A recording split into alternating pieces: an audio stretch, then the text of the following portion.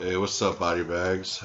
Coming at you with a movie I just checked out pretty recently called Bloodsucking Pharaohs in Pittsburgh, and put out by 88 Films, I think last year, 2015. It says so. It's been a little bit since it came out, but this is a film from '91, put out by Dean Shedder. I've never heard of that name, but what really intrigued me was that the effects were done by Tom Savini, and I had never heard of it when I had picked it up off the shelf. I had went to Grindhouse Video, and I had just saw the cover there, and on the reversible cover it said effects by Tom Savini. And so I just picked it up, and I liked 88 Films, so I thought, well, why not? It's number 11 in their Slasher Collection series, or Slasher Classic series.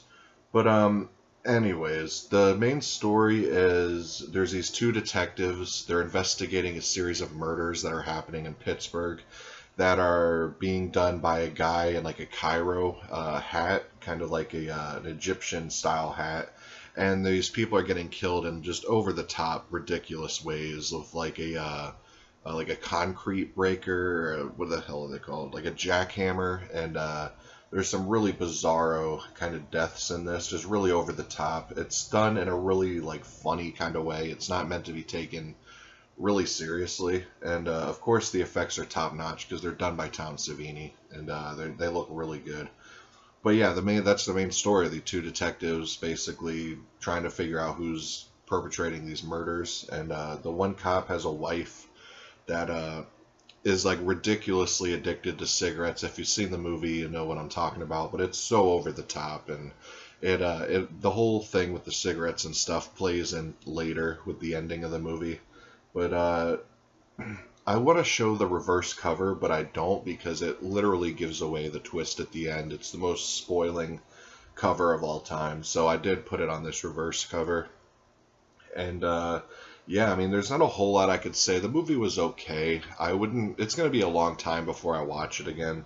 But if you're a big fan of like Hollywood Chainsaw Hookers or Student Bodies, or comedy horror movies, definitely give it a try. I mean, you could find this for like 17 or 18 bucks wherever people sell 88 Films. I think you could buy it on Grindhouse Video, or Diabolic has it, I'm sure. But it was okay. It was just I can't give it a full recommendation just because I'm not a huge horror comedy fan, so I'm a little biased as far as that goes. But it was a little tedious to get through. I mean, the ending set piece was kind of cool when it's revealed who was doing the killings, and it goes into just over the topness with this last set piece, and it looks like it was done on a soundstage. It's pretty cool. But the transfer, 88 Films did a really good job with the transfer. Like, there's some scenes that are really grainy and really fuzzy, but I don't think it could have been helped. But there's some scenes, like when they're daytime in Pittsburgh and stuff, that really shine. I mean, it's raining a lot in the movie, so like the wet streets and stuff look really good on Blu-ray. As far as the features go, there's a brand new director overseen restoration, a new interview with effects legend Tom Savini, and I did listen to that. It's like 12 minutes long. And it's just Tom Savini talking about what got him involved in this movie, and talking about some of the effects he did, and how a lot of it was done the same way he did it in Friday the 13th and stuff. And he goes behind the scenes on all that. There's an animated stills gallery, behind the scenes footage, deleted scenes, interview with the director, and a reversible sleeve. And I'll just go ahead and show you guys a reversible sleeve, because I'm sure a lot of you guys aren't going to pick this up just because it's not that good. But yeah, that's the reversible sleeve. It's pretty cool. I don't really know which sleeve I like better. I think I'm going to go with the one that says Tom Savini, because it is the one that made me want to pick it up. But now I'm just rambling. But yeah, if you're a fan of horror comedies, definitely give Bloodsucking Pharaohs in Pittsburgh a try. But if you're like me and you're kind of whatever about horror comedies and stuff, I mean, you could pass on it. I mean, the effects you've seen in this from Tom Savini is stuff you've seen before in other movies.